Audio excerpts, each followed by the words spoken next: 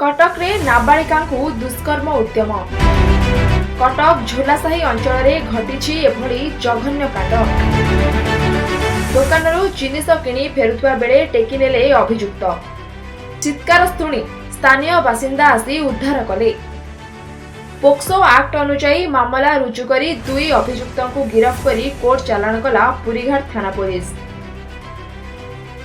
सूचना मुताबक गत सोमवार राति प्राय 8टा समय झोलासाही अंचल में थिबा हाथी पार्क निकटरे वाटकोर काम चलिथिला। एही समय रे झोलासाही पंचम श्रेणी रे पढ़ुथिबा जणे 9 वर्षीय नाबालिका स्थानीय ओम्फेड पार्लर को क्षीर आनिबा पई जाइथिला। क्षीर आनी घर को फेरुथिबा बेले सेठारे काम करुथिबा दुई जण श्रमिक बिहार और गयार सुनील कुमार और जीतू कुमार नाबालिका को हाथी पार्क निकट को टेकी नहीं नाबालिका सह असदाचरण उद्यम करबा बेले नाबालिका जनक जीवन विकल रे चित्कार करथिले। पार्टी सुनी स्थानीय लोके घटनास्थल रे पहुंची नाबालिका को उद्धार करबा सह सुनील और जीतू को काबू करथिले।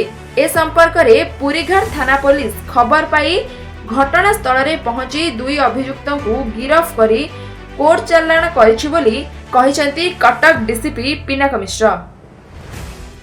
गतकाली गोटे अभियोग होता पुरीघाट थाना रे गोटे जगार गोटे नाबालिका को दुई जन कंस्ट्रक्शन वर्कर से असाधाचरण कर लोक देखी इमिडिएटली लोक पुलिस को खबर करते। पुलिस जाई से नाबालिका को रेस्क्यू करथिला एवं से दुई जन को मध्य डिटेन करथिले।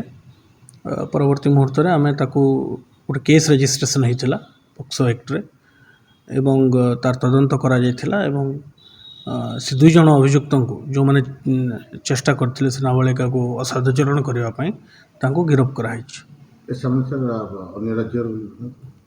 हाँ गोटे कंस्ट्रक्शन कंपनी से काम करुले एंटीसीडेंट आम वेरीफाई करुचु एवं एंटीसीडेंट वेरीफाई कलापर आइडेंटिटी एस्टाब्लिश हो। हाँ से कोर्ट चालान कराई।